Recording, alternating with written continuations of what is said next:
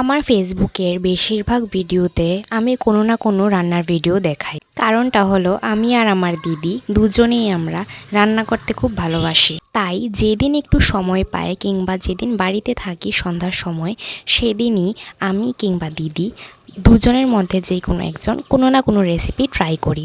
আর recipe try করার কথা বললেই একটা কথা মনে পড়লো, আগেকার দিনে মানে এই কয়েক বছর আগে পর্যন্ত আমরা কোনো রান্না করতে গেলে কিংবা কোনো নিত্য নতুন রান্নার রেসিপি দেখতে গেলে আমরা কি করতাম, একটা রান্নার বই নিয়ে সেই রেসিপিগুলো দেখতাম। কিন্তু এখন আমরা সবাই হাতের কাছে মোবাইল আছে, আর সেই মোবাইলে ইউটিউবে আমরা সমস্ত রকম রান্নার রেসিপি দেখে নিই। আজকে আমি বানাচ্ছি চিড়ের পোলাও।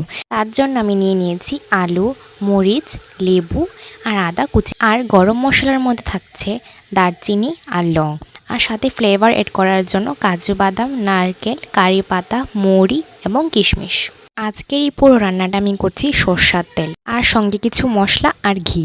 আমার আজকের এই রান্নাটা সাউথ ইন্ডিয়ান স্টাইলে করছি।